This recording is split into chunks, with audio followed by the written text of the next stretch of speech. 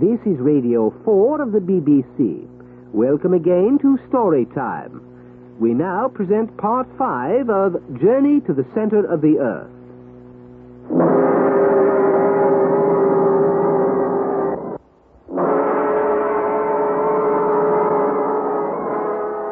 We present Bernard Horsfall as Harry Lawson and Geoffrey Banks as Professor von Hardwig in A Journey to the Center of the Earth, the novel by Jules Verne, adapted for radio in 8 parts by Howard Jones. Part 5, The Battle of the Monsters. If you have followed my story to this point, you will recall that my name is Harry Lawson and that my uncle is the celebrated German scientist, Professor von Hardwig. I have told you how we chanced upon a fragment of ancient parchment bearing some mysterious runic writing, and how this led us to follow in the footsteps of a 16th century alchemist named Arne Saknussemm into the crater of an extinct volcano in Iceland called Snæfellsnes, and so on a perilous journey to the center of the earth. Perilous, did I say? Well, judge for yourself. At the outset, we all but died of thirst. Then, for 4 days, I was lost in the darkness of those subterranean passages 100 miles beneath the surface of the earth, and driven to the verge of madness. My uncle cared nothing for such dangers as these. He is an eccentric, impetuous, wonderfully courageous man. As for Hans Bielke, our devoted guide and companion, well, he went calmly, without argument or complaint, wherever my uncle asked him to go. That was part of his agreement. While I was recovering from the injuries I suffered when I was lost, my uncle discovered a great subterranean sea, illuminated as if by daylight, by some natural form of electricity. He called it the Central Sea. We explored its shores for a short distance and came upon gigantic grasses, ferns as tall as pine trees, and a forest of mushrooms 40 feet high. Presently, when my uncle spoke of embarking on a sea voyage, I thought he was joking. My dear Harry, if you were to listen instead of talking quite so much, you would hear. Yes? What would I hear? Listen. That's Hans. Hans! I say, Hans! Hans, what are you doing? You speak, Master Harry. What are you making? You like this? What are you making? A raft, Master Harry. A raft, that's what it is.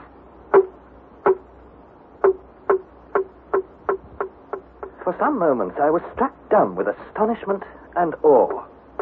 The half-finished raft was made from lengths of a very peculiar wood, and a great number of joints, boughs, and pieces were scattered on the sandy shore. My uncle, who had followed me, beamed with satisfaction. What you see, my boy, is fossil wood. Here is pine. Here is a species of palm of the northern region, all mineralized by the action of the sea. Then it must be as hard and as heavy as iron. It certainly won't float, Uncle. Indeed. Well, there's no proof like the proof of demonstration. I will throw a piece into the sea. There. You are convinced? The fossil wood floated. It was incredible, but it floated. Not for the first time was it borne in on me that my journey to the center of the earth was changing all my preconceived notions. Truly, it would not have astonished me to have seen a fleet of native canoes afloat on that vast grey sea. The very next evening, the raft was finished. It was about 10 feet long by 5 feet wide, and the beams, bound together by stout ropes, were firm and solid. It took the united efforts of the 3 of us to launch it, but once launched, it floated tranquilly and evenly. The professor was delighted. Splendid. Splendid, my good Hans. Now we have a means of locomotion other than our legs. Rapid and untiring. To move, we go forward. We go forward.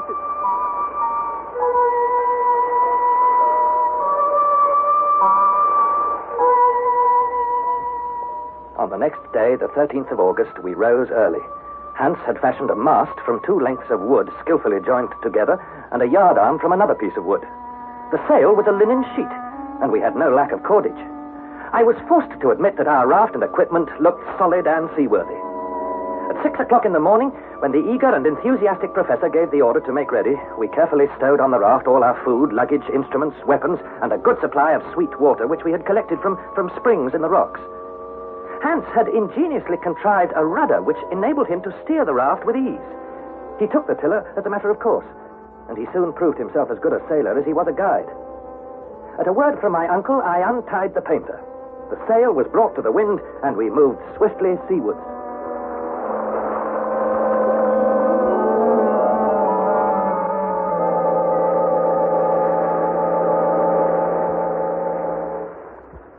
Thus were our travels at last resumed. Once more we were setting out into the unknown. Just as we were leaving the little port where Hans had built the raft, my uncle, who was always very keen on naming newly discovered places, turned to Hans. What shall we call this place, Hans? Our stream, the Hansbach, was named after you. This sea I have called the Central Sea. But this place, where we have embarked on our famous and historical voyage... We call after Master Harry. Splendid. Then we shall name it Port Harry. Port Harry. Yes, this is good. Very good. How do you like it, my boy? Well, before you quite make up your mind, Uncle, I have another name to propose. So? What other name? Come, out with it. Gretchen. Gretchen? My goddaughter's name? Yes, Uncle. Have you forgotten I'm going to marry her? Dear me. Yes, I believe that is the arrangement. Port Gretchen will sound very well on our future map. Port Gretchen. This is good. Very good. Very well. Port Gretchen, let it be. Farewell, Port Gretchen. Farewell! Farewell! We left the shore with the wind blowing from the northward and eastward. We sped before it splendidly, and it seemed to me that the winds at that depth, 100 miles down, were much more powerful than winds at the surface. Such speed, such speed. If we continue at this rate, we shall cover at least 30 leagues in the next 24 hours. Already the northern shore was fading away on the edge of the horizon. To east and west, the shores separated more and more, leaving the open sea before us. Soon, I could see nothing ahead but the apparently limitless ocean. Huge dark clouds cast their grey shadows below, shadows which seemed almost to crush the water by their very weight. Silvery rays of light, reflected here and there on odd patches of the sea, brought out a luminous sparkle in the wake of the raft. Presently, we were wholly out of sight of land. Nothing could be seen save the sea around us. Without any distant point to focus my eyes upon, I could have fancied that we were motionless, except for the phosphorescent sparkle in our wake. About noon, we ran into a mass of seaweed. Never were seaweeds so gigantic or so wonderful as those of the Central Sea. We swept past specimens 3,000 to 4,000 feet long, looking like snakes stretching out far beyond the horizon. At last, night came, so the chronometer told us. But the luminous atmosphere was in no way dimmed, and whatever its true nature and cause, we realized that it was a phenomenon on which we could rely with absolute certainty. As soon as we had eaten our supper, I stretched myself at the foot of the mast and presently fell asleep. Hans remained motionless at the tiller. The wind being aft and the sail square, we ran steadily on. Almost as soon as we left Port Gretchen, my uncle had instructed me to keep a regular log of our daily navigation, with all the most minute particulars: wind direction, weather conditions, speed, distance covered, in a word, every detail and incident of this extraordinary voyage. From this log, therefore, I can tell the story of our adventures on the Central Sea. Friday, August the 14th. A steady breeze from the northwest. We are moving fast, straight before the wind. There is a coast dimly visible to leeward. Nothing to be seen ahead. The extraordinary intensity of the light neither increases nor diminishes. The weather is remarkably fine. That is to say, the clouds have risen to a great height and are light and fleecy, floating in an atmosphere like molten silver. Temperature, 32 degrees centigrade. You think there are fish in this sea? No, Hans, definitely not. No? Why do you think there are no fish? I think there might have been fish here once, just as there were animals on the seashores, but we saw no animals, only their fossil bones. Well, perhaps there are no fish, but perhaps also there are. We will see. Are you going to put a line down? Oh, yes. See, I have baited him with a little piece of meat, and now I throw him in. Now, we must wait and see. For a long time, we were disappointed. Then, at last, came a sudden, hard tug on the line. Hans calmly pulled it in. So, there are fish in this sea. Oh, yes. Oh, a splendid fish. Well done, Hans. It's a sturgeon, Uncle. Surely a small sturgeon. Wait a moment. Give me time to put on my spectacles. So, now pass the fish to me, Hans. Dear me, how he slept. Flat head, round body, bony scales, especially at the lower extremities. No teeth, highly developed pectoral fins, no tail worth speaking of. No, it is not a sturgeon, my dear boy. Not by any means. It belongs to a family which has been extinct for countless ages. There are remains of such a fish as this in the Devonian rocks. A fossil fish, Uncle? Is that what you mean? A living fossil fish? Yes. Oh, to hold a living specimen such as this, to hold it in one's hand is enough to make a naturalist happy for the rest of his life. It is of the order Ganoides, one of the family of Cephalospiders of the genus Theorizes. But it is unique, even among fossils. Why unique? It is blind, my dear boy. Not only blind, but absolutely without organs of sight. Oh, Hans, go on fishing, I command you. See if you can catch more, and still more. Very good, master. I fish again. Hans baited the hook and threw it back into the sea. This subterranean ocean must have been tolerably well supplied with fish, for in 2 hours we took a great number of pterichites, as well as other fish belonging to another supposedly extinct family, the dipterides. All, without exception, were blind. These unexpected captures enabled us to renew our stock of provisions most satisfactorily. Having discovered these fossil fish, I began to wonder whether we should discover some of those huge reptiles, regarded as extinct, but which scientists have reconstructed from bits of fossilized bones. I picked up the telescope and scanned the horizons. I examined every visible part of the sea. It was utterly and entirely deserted. I looked up at the strange and mysterious sky. It was as silent and as empty as the shores we had but lately left.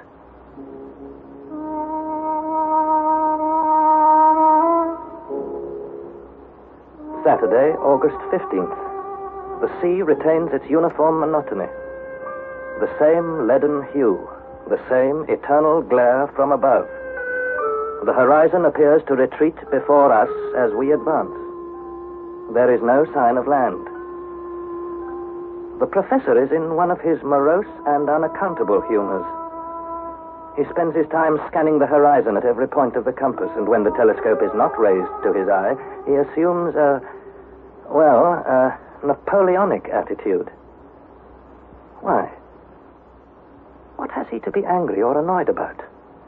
Wasn't our voyage progressing under the best of circumstances? Wasn't our humble raft speeding along faster than we had ever hoped? What, then, was troubling him?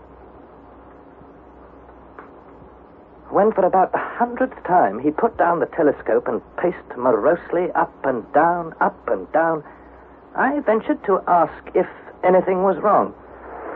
Wrong? Why do you ask me if anything wrong? You seem uneasy, Uncle. I am not uneasy, by no means. But perhaps I should have said impatient. It is enough to make any man impatient. I don't see why. I imagine not many rafts have moved faster than we're moving now. It's fabulous. So it is fabulous. So what does it matter if it's fabulous or not? It's not our speed, but the immensity of the sea which concerns me. It's so much bigger, so much wider, so much faster than I had expected. Yes, you thought the sea was no more than 30 leagues across. Exactly. And already we must have covered, at least 90 or 100 leagues. But does it matter? Does it matter? You ask me, does it matter? My boy, listen to me. We undertook a journey to the center of the earth, did we not? Huh? That is to say, we must descend. Descend all the time, descend, but we are not descending now. We are moving in a horizontal direction. We are not progressing. Oh, this is a utter waste of time. I did not come here for a picnic. I tell you, this voyage on a raft across a pond irritates and wearies me. But, Uncle, if we are following the route indicated by Arne Sakison, We can't be very far wrong. But that is the question, as your immortal Shakespeare puts it. Are we indeed following the route of the great Saknussen? Did he ever cross this vast central sea? I am beginning to fear that the Hansbach, the little stream we adopted for our guide, has led us astray. Well, what if it has? In any case, Uncle, we can't regret having come so far. It's worth all the hardships of our journey to enjoy this wonderful scenery. I care nothing about seeing wonderful scenery. I descended into the interior of the earth with one object, and that object I mean to attain. So pray do not talk to me about admiring scenery or any other sentimental rubbish. After this outburst, I thought it was well to hold my tongue. Indeed, nobody spoke again until 6 o'clock in the evening, when Hans said, Master, if you please. Well, Hans. Today, I think, is Saturday. Saturday? What does it matter whether it's Saturday, Sunday, or any other day? It is important, Master. Today is Saturday, and on every Saturday you pay my wages. Oh, of course. I undertook to pay your wages every Saturday, no matter where we happen to be. Yes. $3 rix, Master. Here. 1, 2, 3. It is correct. I thank you, Master. Thank you. Sunday, August the 16th. Nothing new to record. The wind shows a tendency to freshen, perhaps with signs of an approaching gale. When I awoke, my first observation was in regard to the intensity of the light. For I confess that I am seized with a secret fear that this extraordinary electric illumination will in some way become dimmed or obscured, and then perhaps extinguished, leaving us in total darkness. Nothing of the kind, however, occurs. The shadow of the raft, the mast, and the sail are clear-cut on the surface of the water. This wonderful sea, it seems limitless in extent. It must surely be as wide as the Mediterranean, perhaps as wide as the great Atlantic Ocean. On more than one occasion, Hans has tried deep-sea soundings. He tied the cross of one of our heaviest crowbars to the end of a cord, and this he allowed to run out to the extent of 200 fathoms. It did not touch bottom, and he had the greatest difficulty in pulling in the line. This morning he tried again. I went across to help him haul in. Thank you. Good. He's coming in well now. Wait, I will lift the crowbar onto the deck. There. What is it, Hans? These marks on the iron crowbar, you see? Yes. What are they? Thunder. Thunder? What do you mean by that? Teeth. Yeah, teeth. There was no doubt about it. The indentations on the iron bar were the marks of teeth. What jaws! What strength must the owner of such teeth possess? Had we disturbed a monster of some unknown species? A monster more voracious than a snake, more terrible and more massive than a whale? There was no means of telling. As on other Sundays, we observed today as a day of rest and meditation. But for my part, I could scarcely take my eyes from the mauled crowbar, or my mind from the terrifying speculations that it aroused.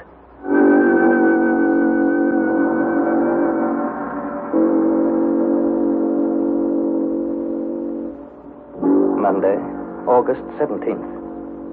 I have been looking at the crowbar again, and truly I am terrified. Again and again I ask myself whether I am fated to face some gigantic reptile of ancient times. And again I answer, no. It doesn't seem possible. I just can't believe it. And yet these marks on the crowbar. Is there any doubt at all that they were made by the jaws of a monstrous crocodile? I fancy the Professor in some measure shares my speculations, if not my fears, for after a close examination of the crowbar, he looked long and in all directions over this mighty and mysterious sea. What possessed him to leave the safe shelter of the land, I thought. And determined to be prepared for the worst, I examined our weapons and made sure that they were ready for use. My uncle watched me and nodded his head approvingly. Do I imagine it? there a movement? A swirling of the surface waters, indicating that something is stirring far, far below.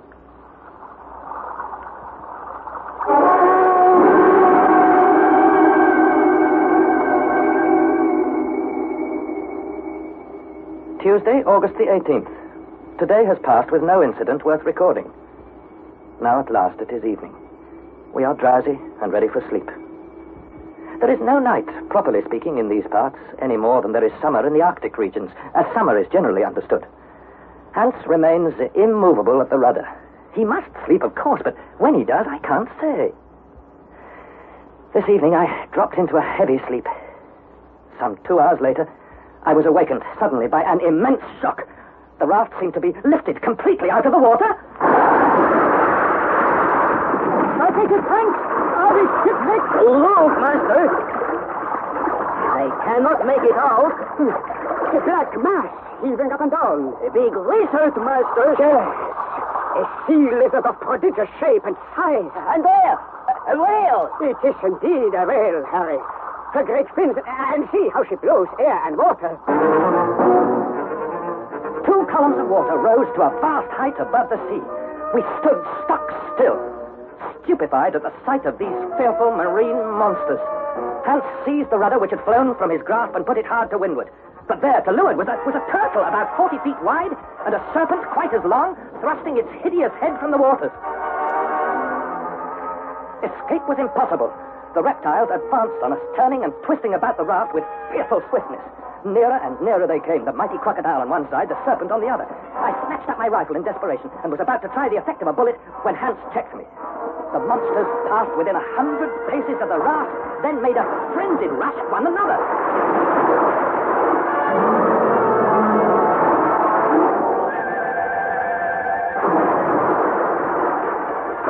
It seemed to me that the other monsters, the whale, the lizard, and the turtle, had joined this fierce and deadly struggle. I pointed them out to Hans, but he shook his head. No, I think it's best not to fire the gun, Master Harry. There are only 2 animals, and perhaps they do not see us. Only 2? But Hans is right, absolutely right. I can see clearly through the telescope.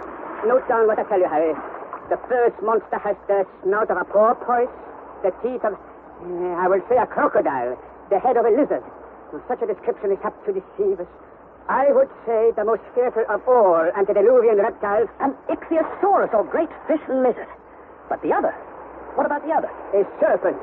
A monstrous serpent concealed, as it were, beneath the carapace of a turtle. A sea crocodile. The plesiosaurus. Yes, I'm well aware of that. Quiet now. I wish to concentrate on this wonderful spectacle. The monsters attacked each other with inconceivable fury, raising mountains of water and showering us with spume. Time and again, we seemed on the point of being overturned. The combatants were joined together in a tight embrace so that I could scarcely distinguish one from the other. An hour passed. 2, 3 hours. Now the great beasts drew closer to the raft. Now they drew away. We crouched, ready to fire instantly, though I, for one, had no hopes we might wound them or scare them away. Suddenly, both monsters vanished under the waves.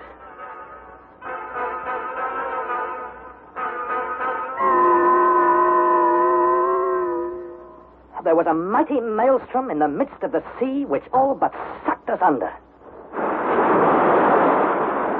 Ah, look. They come up again. Shall I shoot? No. Give me the telescope quickly. Ah, there are not 2 this time. There's only 1. There's only the plesiosaurus.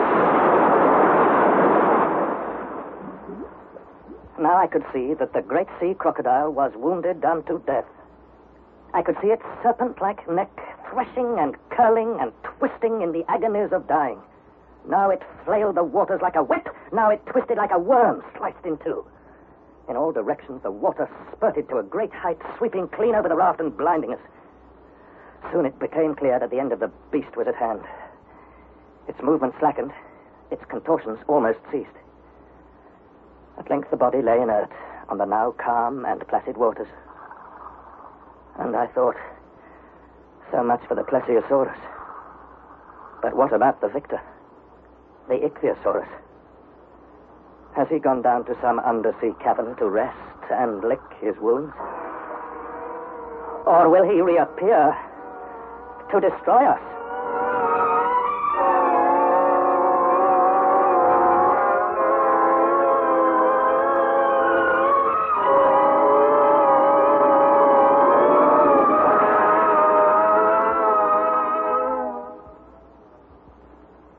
That was the 5th installment of A Journey to the Center of the Earth, adapted by Howard Jones from the novel by Jules Verne. The cast was as follows. Harry Lawson was played by Bernard Horsfall, Professor von Hartwig by Geoffrey Banks, and Hans Bjorke by John Daglish. It was produced in the north of England by Trevor Hill. You'll be able to hear the 6th installment of this serial at 5:25 next Thursday in Storytime on Radio 4, and that's called The Hurricane.